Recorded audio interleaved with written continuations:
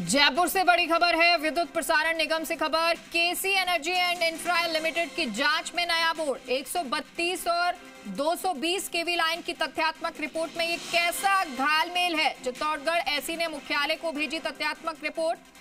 तथ्यात्मक रिपोर्ट में रीस्ट्रिंगिंग के कार्य की लंबाई को नहीं किया गया स्पष्ट। 132 और 220 केवी की नई लाइन, बड़ी जानकारी आपको दे रहे हैं विद्युत प्रसारण निगम से खबर। घालमेल को लेकर ये खबर है। नई लाइन डालने की लंबाई में पुरानी लाइन के मेंटेनेंस के कार्य की लंबाई को भी शामिल कर दिया गया है, जबकि नई लाइन की लंबाई और पुरानी लाइन के मेंटेनेंस की लंबाई को करना था अलग अलग।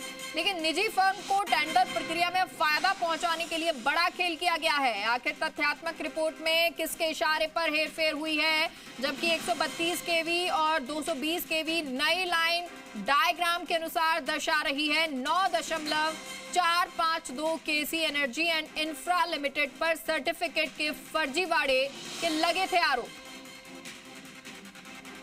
और सहयोगी राम सिंह हमारे साथ खबर पर जुड़ गए हैं। राम सिंह, पूरी जानकारी दें। देखिए, KC Energy and Infra Limited company है, इनको जो टेंडर मिला था उसको लेकर के जो घपले के जो आरोप लग रहे हैं उसका मामला बड़ा सुर्खियों में आ गया है। क्योंकि ये वंडर सीमेंट को बेसिकली कालेज मिला था आइटेंशन लाइन उसका, और इसका सबलेट कर दिया था केसी एनर्जी को। लेकिन केसी एनर्जी ने नया टेंडर हासिल करने के लिए सर्टिफिकेट ले लिया, जबकि सर्टिफिकेट मिलना था वंडर सीमेंट को। और इसमें भी एक बड़ा खेल सामने आया है। 2020 में वंडर सीमेंट को मिलना था सर्टिफिकेट, और अधिकारियों की मिलीभगत से एक्सपीरियंस सर्टिफिकेट केसी एनर्जी ने हासिल कर लिया, गलत तरीकों से मिलीभगत करके 2020 में जारी करवाया। उसकी वैलिडिटी थी 2025 तक, लेकिन इन्होंने 2023 में फिर एक सर्टिफिकेट जारी करा लिया। वो पहले जो सर्टिफिकेट था 2020 में जारी हुआ था उसको छुपा करके एक और नया सर्टिफिकेट जारी कर लिया, उसकी वैलिडिटी 2028 तक। इसमें भी गड़बड़ियां है। दूसरी बात यह है कि वहाँ 11 किलोमीटर से अधिक जिसका एक्सपीरियंस हो वो टेंडर में शामिल हो सकती है फर्म, लेकिन इसका एक्सपीरियंस था ही नहीं, और पुरानी लाइनों को शामिल करके और गलत तरीके से सर्टिफिकेट जारी करा लिया।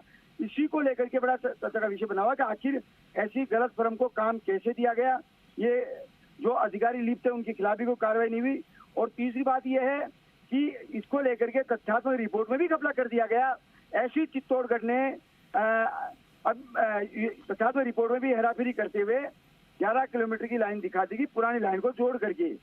तो ये बड़ा चर्चा का विषय बना हुआ, अधिकारियों में बना हुआ है कि आखिर ऐसी जो गलत अधिकारी हैं, जो अधिकारी जो मिलीभगत में शामिल है फर्म के साथ और उस फर्म को बचाने के लिए लिप्त हैं, क्या विभाग ऐसे अफसरों पर कार्रवाई करेगा, ये भी चर्चा का विषय बना हुआ डिपार्टमेंट में।